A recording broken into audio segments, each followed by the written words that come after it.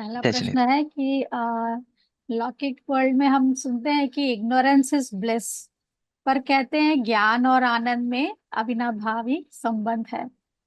तो इसको कैसे समझें?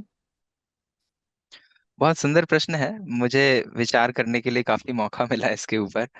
और मैं बात शुरू करूंगा। शादवादी को कोई बाधा नहीं है, बात बस ठीक तरीके से समझने की है।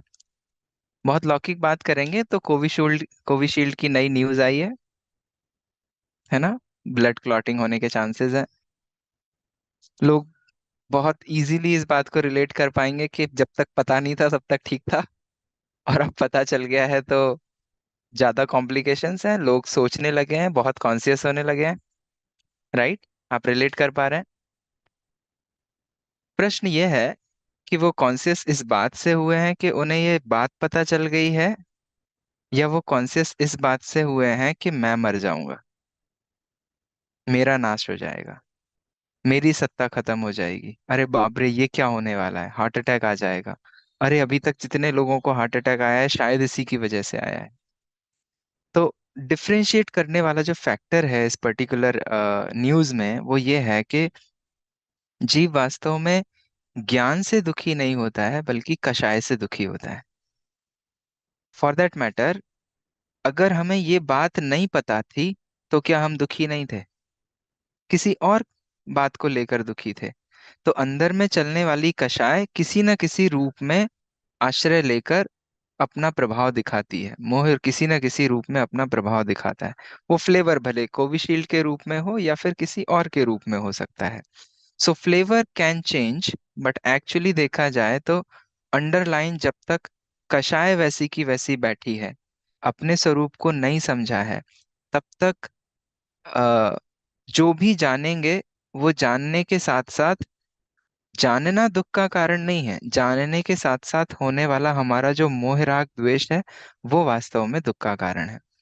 इसमें जो ठीक ठीक समझने की बात है कि आखिर ज्ञान कहते किसे हैं। तो ज्ञान वस्तु के सही स्वरूप को जानने को कहते हैं। इंफॉर्मेशन कोई आ जाना ये ज्ञान नहीं है। कोविशील्ड से ब्लड क्लॉटिंग होने वाली है, ये एक फैक्ट है, मान लीजिए। बट इसमें ज्ञान क्या है? इस इंफॉर्मेशन में ज्ञान ये है कि क्लॉटिंग, ब्लड क्लॉटिंग बॉडी के अंदर जो होने वाला है वो बॉडी का होने वाला है और बॉडी में नहीं हूं। ज्ञान इसका नाम है। और जब ये बात हमारे ज्ञान में स्पष्ट होती है तो फिर इग्नोरेंस इज ब्लिस वाली जो हम बात बोलते हैं, जिसमें out of sight out of mind, इस तरीके के फ्रेजेस भी हम लोग यूज करते हैं कि हमें बस जानना ही नहीं है, अरे जान लेते हैं तो बड़ी समस्या खड़ी होती है। तो वहां ना जानने की बात भी जब कही है जिनवाणी में, तो ना जानने को बेसिकली वैराग्य से रिलेट करके कहा गया है, अपने ज्ञान स्वभाव को घात करने के लिए नहीं कहा गया है। इसके दो एक्सट्रीम खड़े होते हैं। एक एक्सट्रीम में हम बोलते हैं कि हम जानेंगे नहीं तो सुखी रहेंगे, इससे तो हम अपने ज्ञान स्वभाव का घात कर रहे हैं। एक पर्सन ये खड़ा हुआ है। दूसरा पर्सन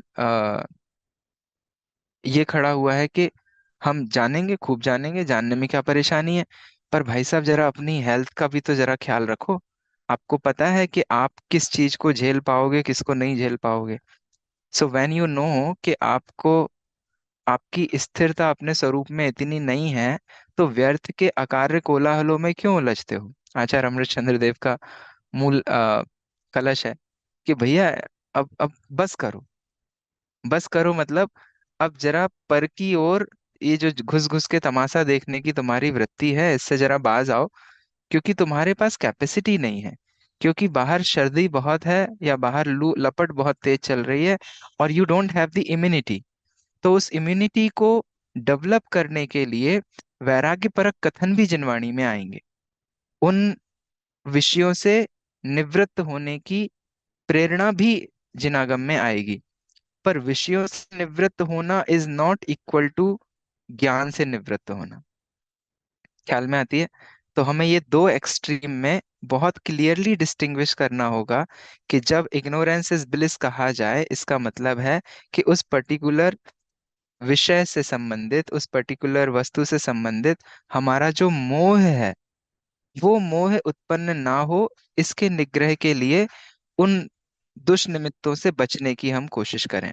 तो इसका, इस फ्रेज का यूज आप उन विषय वासनाओं के लिए कीजिए जिन विषय वासनाओं में अटक के जीव अपना पूरा जीवन खो देता है। तो वहां इग्नोरेंस इज ब्लिस। बट ज्ञान स्वभाव की जब हम बात करने आएंगे, तब तो यही कहा जाएगा कि जाननहारे को ज्ञान भी है और सुख भी है। क्यों? क्योंकि जब चैतन्य स्वभाव अ, दृष्टि में आता है, ज्ञान में आता है, तो सहज में ही एक अनंत आनंद की धारा, एक अपूर्व आनंद की धारा, एक अतीन्द्रिय आनंद की धारा अंतरंग में प्रवाहित होती है। और ऐसे ज्ञान स्वभाव को सहज जानते रहना, अप्रभावित रहकर जानते रहना, अपने को आप रूप जानते रहना, असलियत में जानने का मतलब ये है। और पंडित बनारसी दास जी साहब के शब्दों में मैं कहूँ तो, अंतिम बात कहता हूँ इस टॉपिक की, कि एक देखिए जानिए, रम रहिए एक ठौर, समल अमल न विचारिए, यह सिद्धि नहीं और। तो एक चैतन्य तत्व को देखिए, जानिए, ये वास्तव में आनंद है और आनंद का ही कारण है। और जहाँ तक इग्नोरेंस की बात है, तो यूज कीजिए इसको, इस फ्रेज को बहुत अच्छे से यूज कीजिए। जहाँ तक अपनी इम्यूनिटी नहीं है, उन उन विषयों में आप नहीं जाइए।